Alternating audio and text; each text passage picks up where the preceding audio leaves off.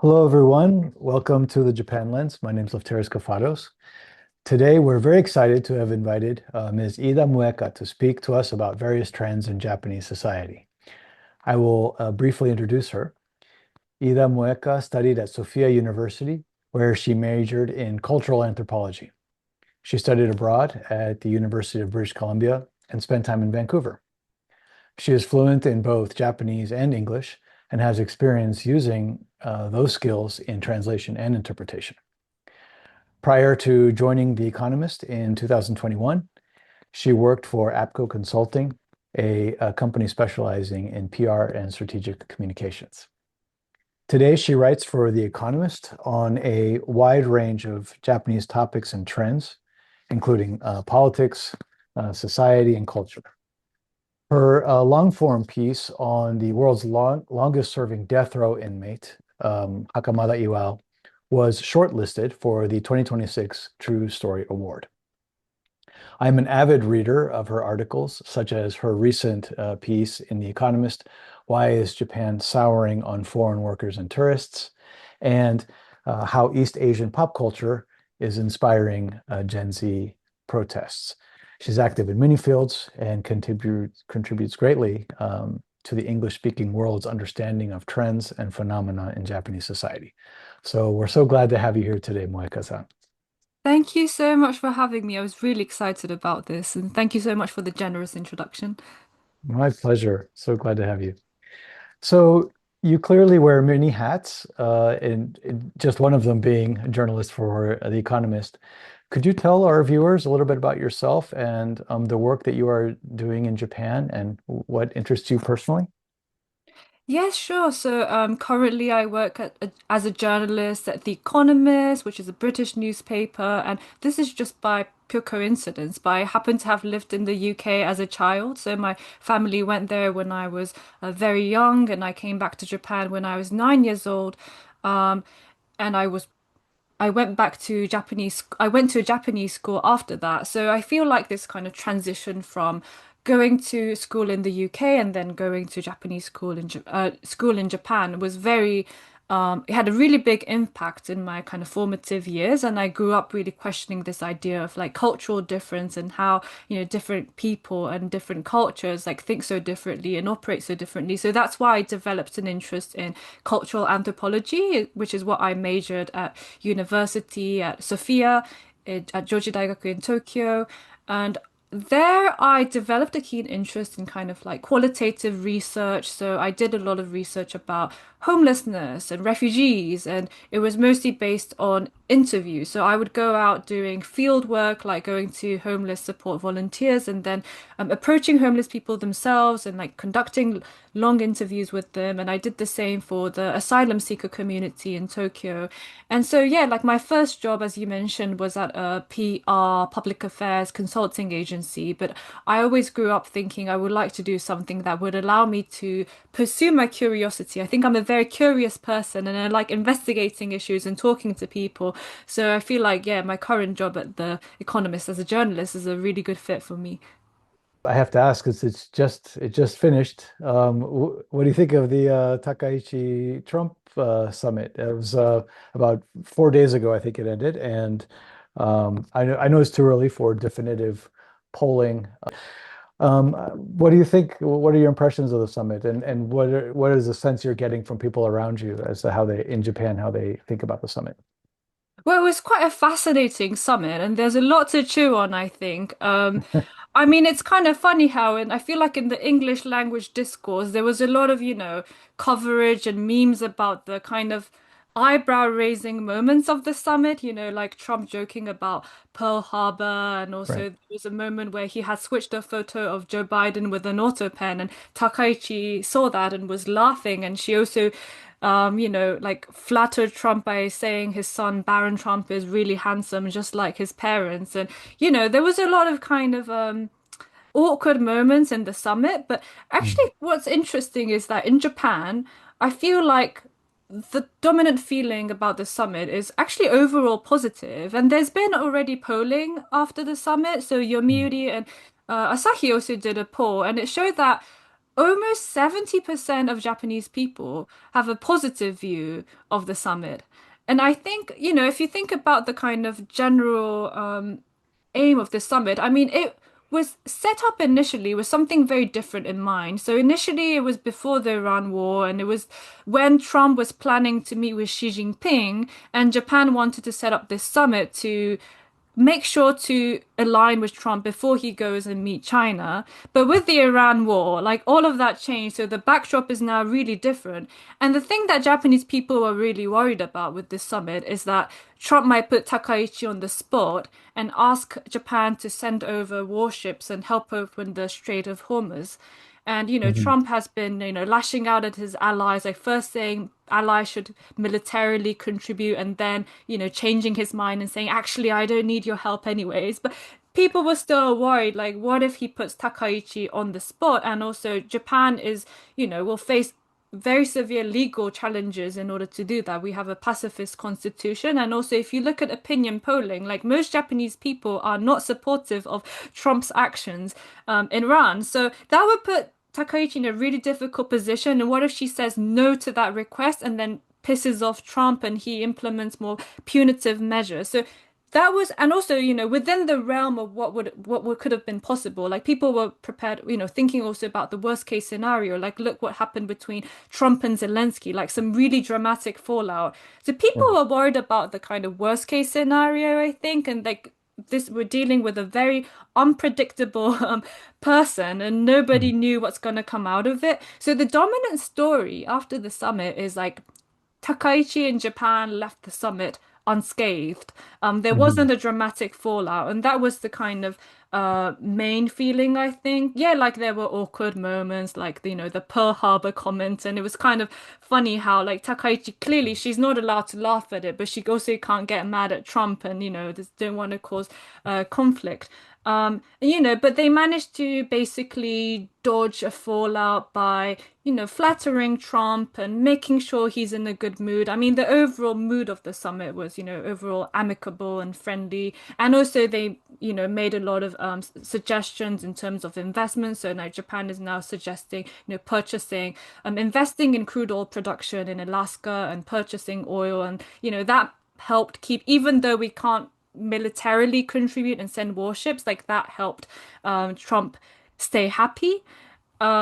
So Mhm. yeah, overall, I feel like Takaichi's approval rating is also like still very high, and I feel Mhm. like the general sentiment in Japan is that it's kind of humiliating, and we can't really like speak up our minds. We can't really stand up to Trump. Like even if we think what he's doing goes against international law, we can't Mhm. really confront him in the way that, like other countries have done.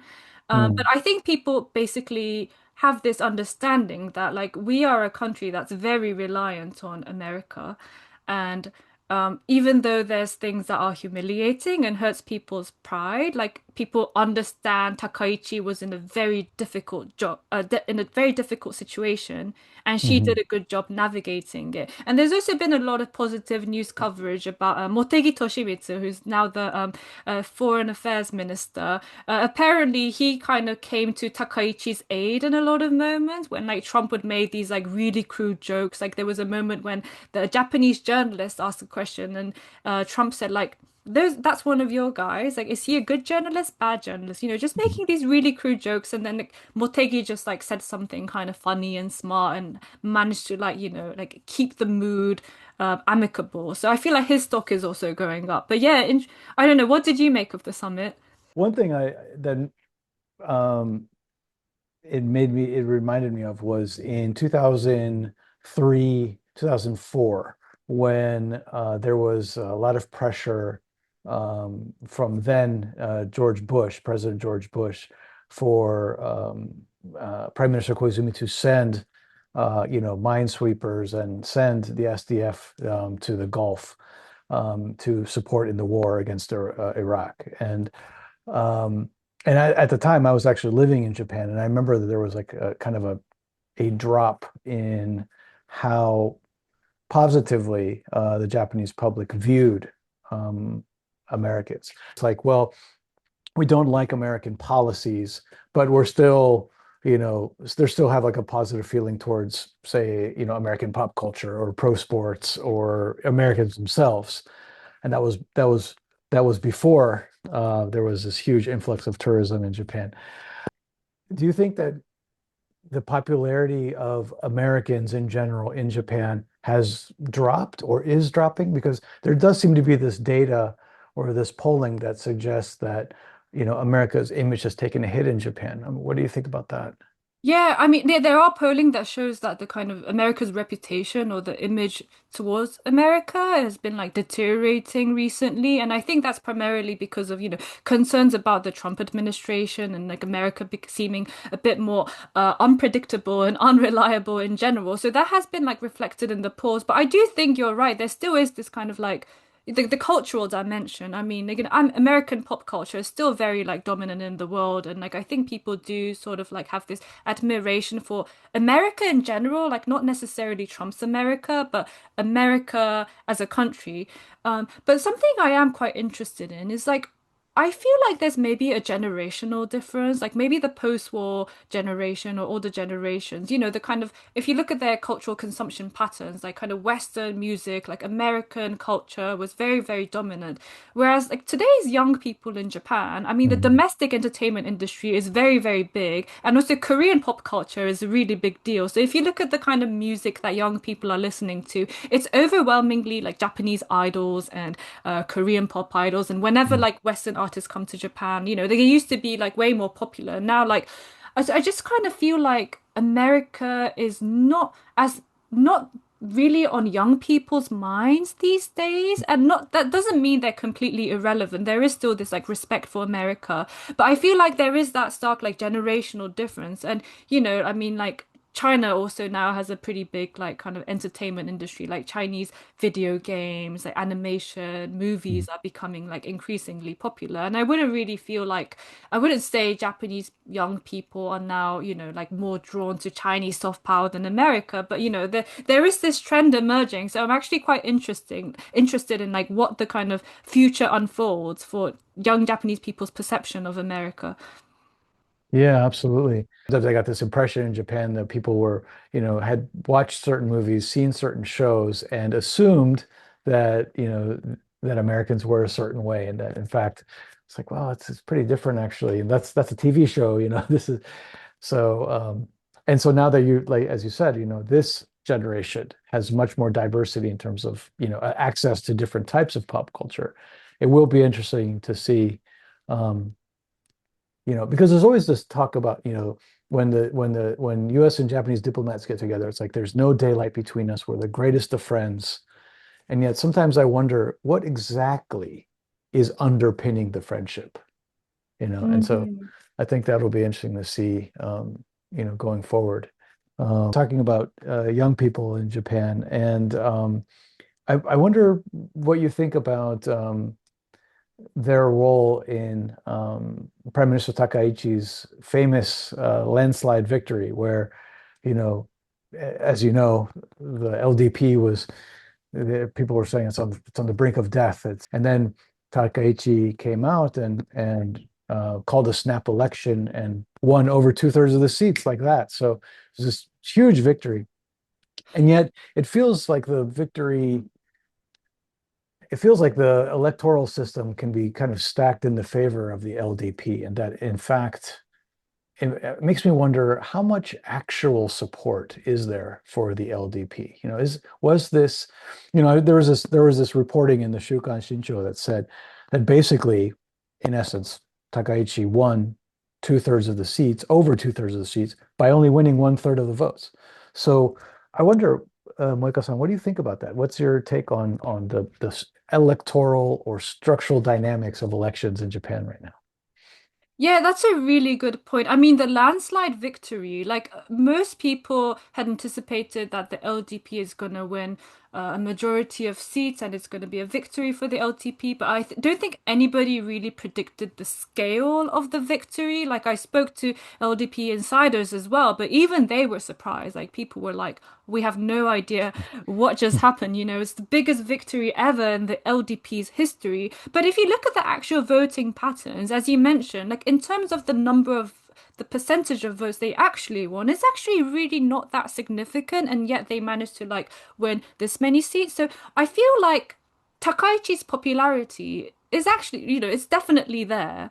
And it's Mm. an interesting shift because, when Ishiba was the prime minister, and the dominant story was like the LDP is declining and dwindling, and they can't adapt to the social media age. They're losing out to these new political parties and populist upstarts like Sanseito and Kokumin Minshuto and these smaller parties, and they're just like losing their influence. They're not unseated, but they're losing their influence was the dominant story. But then comes Takaichi, and now you have this like boost in popularity of the LDP, which is really, really interesting. But at the Mm. same time, as you mentioned, it's not like they won an overwhelmingly high amount of votes if you look at the actual like voting pattern. So I feel like the main factor to explain the recent electoral victory of the LDP is actually the total annihilation of the opposition party. So as you know, the Chudo Kaikaku Rengo, the centrist reform alliance, was formed just ahead of the election. It was a merger of Rikken Minshito, the Constitutional Democratic Party, the main opposition, and then Kometo, which used to be the coalition partner of the LDP. So unfortunately, like that marriage did not turn out to go well, and they only gained, what was it, like 49 seats or something like that. I mean, they were totally annihilated. But I do think Takaichi's popularity again is like there, and I Mm. largely feel like it's partly a kind of style over substance sort of situation. Mm. And I spoke to some like young people as well, and like the amazing thing about Takaichi, I mean, the voter turnout wasn't that high in this one, and this links to the point of like, ta how solid is the support for Takaichi? I mean, in terms of number of seats she won, it was an overwhelming victory, but like the voter turnout was just above 50% or something like that. We Mm. had, bad weather, and that might have affected things, but like compare that to when like Koizumi Junichiro was prime minister. The voter turnout was like, I believe like nearly 70% or something, like really, really high. So I That's right. don't quite feel this like, the Koizumi fever. Like I don't quite feel the same level of excitement around Takaichi, even though the media Mm. has been talking about this phenomenon of like sanakatsu, like people Mhm. buying her pens and her handbags. And actually, I was in Nara, and I went to a gift shop, and I saw all these like Sanae-chan goods. Um, and there was a big like section dedicated to Takaichi goods. So, I mean, like, and they were selling well, and so I mean, her popularity is there. But when you ask people like, why do you like Takaichi? I almost feel like it's not really about her policies. Like, of course, there is a group of kind of hardline conservatives in Japan. So, she is the Abe Shinzo is her mentor, and Abe is obviously kind of like a right-wing icon in Mhm. Japan. So there are kind of staunch conservatives who really support her from an ideological perspective. But if you talk to kind of most people who, in the general populace, they would say things like, oh, she's the first female prime minister in Japan, and that signals change. Like she looks different. And she comes from a commoner background. She doesn't hail from a political dynasty, unlike Mhm. other prime ministers who are usually like sons or grandsons of powerful politicians. Like she's the daughter of a salaryman, and her mother was a police officer, and she made her way up in this, very patriarchal institution, which is the LDP. So she kind of represents this like narrative that like people can really relate to and look up Mm. to. And her communication style is also very plain and easy to understand. And I think the contrast with her predecessors is very stark. Like I talk to young people, and they mention, oh, she's very like easy to understand. Compare that with Ishiba Shigeru, who was incredibly long-winded, and you don't really understand what he's trying to say. So it largely owes to like communication style, I think. Mm. I see. So hearing what you just said, Moeka-san, it makes me think the whole Takaichi popularity thing reminds me of when Kamala Harris was running as a presidential candidate here in the US against Donald Trump.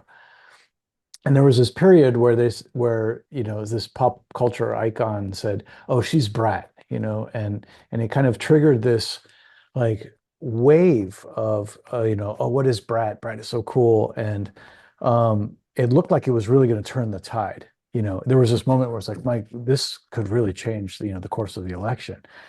But it ended up being, it went up in smoke. It didn't end up being like a substantive turn out the votes type of popularity. So, I mean, I guess I'm asking the same question. Do you get the sense that, okay, she speaks in a way that people can understand, people are, loving her handbags and her accessories, but do you think that this is like, substantive, long-lasting support for the prime minister, or do you think that this has the potential to be kind of superficial and fleeting? Yeah, I mean, like, I do think she faces some vulnerabilities. I mean, let's say the economy goes really, really bad with the Iran war and oil prices going up and stuff like that. I feel like stuff like that could really dent her popularity. But in the like Mhm. kind of sh short term, for the foreseeable future, I kind of find it a bit hard to see her popularity crumble because the online space is so favorable towards Takaichi. Mm. And also, I mean, it's interesting you mentioned the Kamala Harris thing, because Mhm. I was actually thinking there's been a similar perception shift around Takaichi. Like, I don't think Takaichi was someone who like people in the general populace really talked about, or she definitely wasn't seen as cool. But around the time of the LDP leadership race, like she suddenly emerged as this like cool person in the online space. And with Kamala Mm. Harris, I actually wonder because I know that she kind of went from like cringe to cool, but I wasn't really sure if like Charlie XCX is necessarily a good like a choice from a campaign strategy perspective. I mean, Charlie XCX and Hyperpop may be popular among party people in New York or something like that, but I don't really know if like she has kind of like broader appeal. So I wasn't quite sure if it's a smart choice from a election strategy point of view. But I kind of Mm. felt that similar shift with Takaichi. Like she wasn't someone who's cool, and now she's suddenly cool. But I Mm. feel like her popularity in the online space is really hard to kind of dent. Um, Mm. and it's really interesting. I mean, even before the LDP leadership race, when Koizumi Shinjiro and Takaichi were the front runners, people might think, Koizumi would have an advantage in the online space because he's younger and, kind of like telegenic and Right. has the communication skills. But interestingly, he does really poorly in the online space. He's sort of like Mm. consumed as a meme. Like he's someone who is like a target of ridicule. And actually, it's Mm. starting to change now that he's defense minister after Takaichi. But the online space kind of skews more favorable towards conservatives, I feel. So I think Koizumi is now getting a boost because he's in like a defense minister role and doing more kind of hawkish things. Whereas before, people knew him as like environmental minister and doing these kind of, and a reformist and wants to do fufu bese and like promoting these liberal policies. And that sort of made him like a target of ridicule in the online space. Mm. Whereas when I look at like Takaichi, like she is treated like a main character in the online space. And a lot of Mm. these videos that are circulating about her, it's not even really about her policies. Like I'm sure a lot of the people who voted for her, a lot of people do not have a deep understanding of what kind of policy she's representing, whether in like diplomacy or economy or her like responsible but proactive fiscal policy. I'm pretty sure they don't really have a deep understanding of that. But in the online space, she often emerges as like again a main character, and she's often pitted against like a liberal journalist or a liberal left-leaning opposition party leader. So a lot of these short form videos that are circulating are now about Takaichi destroys stupid liberal journalists who ask this stupid question at a press conference, or stupid liberal opposition party member asks a dumb question and Takaichi just destroys him at the parliamentary session. Like it's always pitted like that. So I Mm. kind of feel like it's really hard to break down the structure. Like whoever goes against Takaichi is now cast as like a bad person. And I think Mm. it's really difficult to puncture that narrative. Interesting. What's also interesting is that the LDP, I mean, traditionally hasn't been, considered a political party that is good at dominating social media, that's good at leveraging social media in its favor.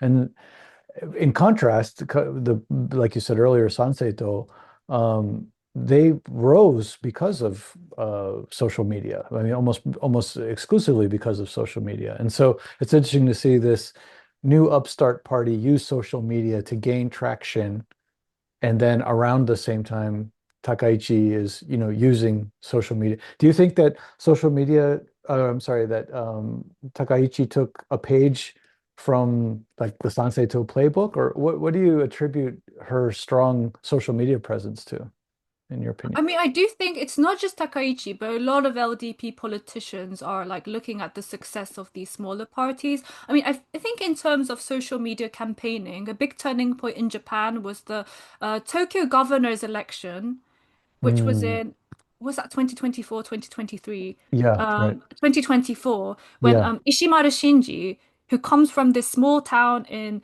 Hiroshima, ran for the election. And in the dominant news coverage, people treated him as like irrelevant. Like they thought it's going to be a race between the incumbent Koike Yuriko and Renho from the opposition party. And right. both of them are veteran politicians, have been in politics for decades.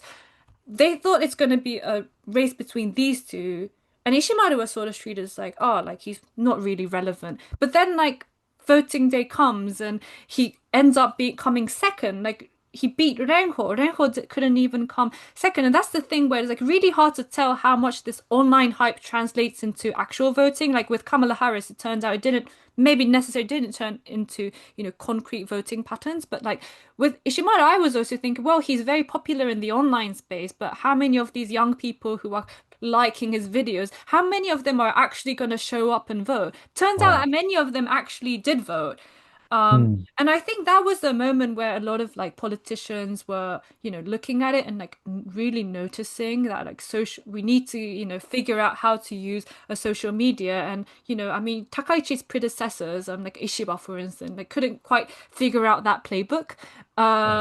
But yeah, like I mean, she has managed to, and even, like other veteran LDP members, like even like Motegi-san, who doesn't necessarily look like the most kind of like social media friendly sort of personality. I mean, he's posting videos about, like what he had for breakfast or whatever. And like, he's actually like really softening his image and is like appealing to younger people now. And I think, yeah, like I don't know, it just seems like the LDP has managed to like improve on their like social media campaigning. But I do think it's not just necessarily that the politicians themselves have improve their social media skills, but there's a lot of kind of external third party players in the social media space. So there's like doga kirinukiya, like people who are like YouTube clippers, like people who like to clip out videos. And there is a whole like kind of business environment there. And I spoke to several of them. But what Mm, they do is they look at videos of press conferences or parliamentary debates and they like clip it out into kind of a 1 minute video, a 30-second video. And a lot of them are monetizing this. And I spoke to some of them and, so their incentive is to push out whatever will rack up views and will get people to click on it. So it tends to skew more on the, the like clickbaity, rage baity kind of content. And I think Takaichi is the kind of politician that is doing well in that kind of short form video space. Like, the short form videos, they prize a style of communication that is like assertive and strong and mm, concise. And I think in that regard, like someone like Ishiba doesn't quite do well because the way he speaks is a bit more like, それがね、なんとかかんとかでね、そうだよね. mm, And it's quite like mm, long-winded and he spends a lot of time explaining things. Whereas Takaichi is more like, 日本列島を強く豊かに like okay you want to make Japan strong and prosperous like everybody wants to do that but the way she delivers it is very assertive and strong and that looks really good on short form video and it also helps that she's a woman surrounded by a lot of men and you can tell mm. she's an underdog in this very patriarchal hostile environment. Oh, I see. Wow. So that really is the connection of that turning point with the Tokyo governor's race is really really interesting. Um, but all this emphasis on social media, it also um, makes it a little bit difficult to understand who is the real Takaichi. Like for example, there was the issue of, well, she's from Nara, and isn't it unforgivable that these foreigners were kicking the deer, the sacred deer in Nara. So, I mean, do you get a sense that these little short little sound bites or these little, short videos really capture the essence of who she is, or is she actually something of a mystery still? I find her to be a bit of an enigma. I mean, like, people have been asking a lot, like, is she a true believer? I mean, like, she has a lot of kind of socially conservative views. Like, so she's a staunch opponent of allowing married couples to use separate surnames. She's an opponent of allowing women to the imperial throne. Right. Hmm. And she also holds historically revisionist views. She thinks Japan war was basically justified. Um, but the question is like, is she a true believer in these things? Maybe the historical revisionism. I mean, like if you look at kind of, like her parliamentary responses from decades ago, she's still talking about those same issues. So like maybe Hmm. those things she is a she does believe in them. But when it comes to, the kind of family norms and socially conservative issues, I mean, like, if you just look at herself, like, she herself is not a conservative, traditional woman. She was a heavy metal drummer, which is kind of like, counter establishment. I mean, she married and divorced the same guy. Yeah. She uses her own surname. So I suspect, I mean, I would love to understand her. I mean, we haven't managed to do an interview with her or anything like that, but my guess is like she made that calculation when she entered politics that, this is an institution where you have to be conservative and align with these views if you want to make it up. And I think she made that kind of calculation. I see. Mm. Yeah, Moeka-san, you've really shed so much light on this. It's so interesting. But I'm conscious of your time, so I guess the last question I'd like to ask you is, okay, the summit's over. The economy, the Iran war is continuing. Um, Going forward in the next 2, 3 months, what will you be looking for in Japan? What trends will you be looking to see how they unfold, or what will you be paying attention to, particularly going forward? Oh, for US-Japan relations, you mean? Or in general, or if you think Japanese societal trends, domestic trends, whatever you think, whatever springs to mind for you, that's most interesting. Yeah, I mean, like it's kind of like a very like abstract answer, but I feel like, I mean, Japan is entering more turbulent times. And when I just entered The Economist, I feel like it was really hard to get people to be interested in Japan news just because Japan is like, I mean, politically really stagnant and like really stable for better or for worse. And, all the attention was on like China and India and these kind of like places that are more like emerging and there's more going on politically. But I feel like there's been a lot of changes in Japan as well. I mean, the political system, I mean, even Mm. though, the LDP is still very dominant, there's been like, more, the voters are becoming more volatile and there is more like dynamism in the political system. And I generally feel like this sort of like social contract in Japan, which has been like centered on security and stability, is changing in all kinds of ways. So that Mm. partly has to do with the geopolitical environment, like the world is becoming more turbulent, and Japan is also moving to boost its defense. But also like from an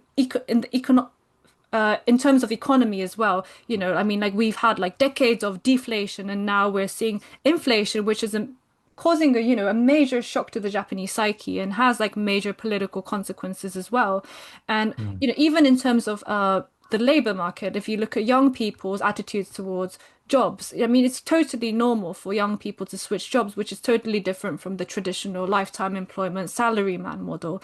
So there's a Mhm. lot more dynamism there as well. And then in terms of, we spoke a lot about the kind of social media and information space, but yeah, I Mm. think that's one of the like biggest trends affecting politics. I mean, yes, geopolitics and economy, inflation are major drivers of political trends, but I think the rise of social media is having a really, really profound impact on Japanese politics and Japanese society, and that's something I'm really interested in. And there's also been more attention and a discussion around foreign interference in the information space as well. So especially with the recent elections, like Nikkei and other newspapers have been talking about the role of Chinese influence and disinformation or the information space. And I feel like traditionally, a lot of people in Japan thought like we are, you know, separate from these issues. Like these issues have nothing to do with us. But now there's a realization like, oh, it's affecting us as well, and we're not insulated from it. Mm. These are so issues that I really want to, further dive into. And so I know I will not be alone when I'm looking forward to seeing your next article in the Economist. And I'll look forward to seeing as you kind of peel back the layers of the onion and kind of do a deep dive into these issues going forward. Thanks to you, you're bringing high quality news about Japan that doesn't ordinarily get a lot of attention in the English speaking press. So I'm really grateful for your contributions to. Oh, that's very kind of you, Yeah, and I really appreciate your platform, Japan Lens, as well. You have some amazing guests and amazing conversations, so I'm very appreciative. thank you, present company included. And Moeka-san, thank you again for coming and being with us here today. Thank you so much for having me.